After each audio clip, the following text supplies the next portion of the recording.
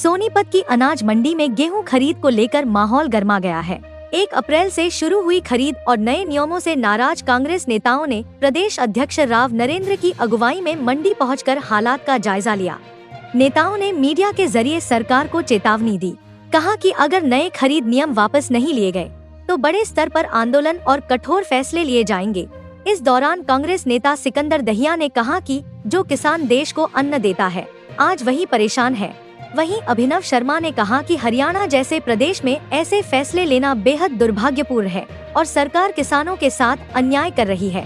अब देखना होगा कि सरकार इस चेतावनी पर क्या कदम उठाती है और क्या किसानों को बायोमेट्रिक से छूट देते हुए राहत देती है। सोनीपत से जगत महान न्यूज की रिपोर्ट। पिछले काफ़ी टाइम से हमारा किसान परेशान है। जब देश आज़ाद हुआ था एक ही नारा था, जय जवान जय किसान। और आज आप देख रहे हो हम उसी कगार पे पहुंच गए कि देश गुलामी के उस पे है। जो अन्न देता है पूरे देश को आज वही तरस रहा है कि मेरा अन्न कौन खरीदेगा, कैसे खरीदेगा। आप देख रहे हो मौसम कितना ख़राब है।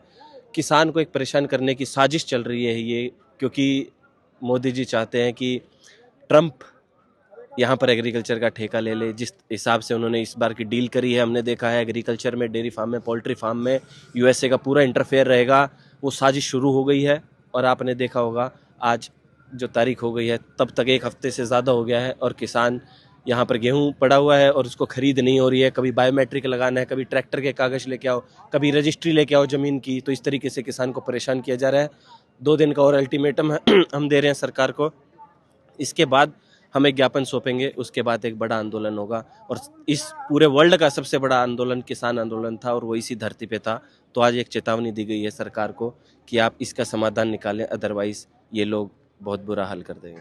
देखिए, हमारे प्रदेश अध्यक्ष 14 फरवरी को भी हमने तहसील के सामने कैसा धरना करा था और आज भी हमारे प्रदेश अध्यक्ष राव नरेंद्र जी यहाँ पर पहुँचे हैं। और ये बेहद दुख की बात है कि हरियाणा जैसा प्रदेश जो एक कृषि प्रधान प्रदेश है, वहाँ पे ऐसे ऐसे फैसले, ऐसी ऐसी चीज़ें ये देश के किसानों के लिए बीजेपी ले आई है। ये जो लुटियंस दिल्ली की कोठियों में बैठ के 4-4 बार रोटी तोड़ने वाले इन लोगों को शर्म, इन निष्ठुर राजनेताओं को शर्म आनी चाहिए कि वो क्या सलूक हमारे किसान के साथ कर रहे हैं। चाहे वो बायोमेट्रिक की बात हो, चाहे वो तमाम और चीज़ों की बात हो।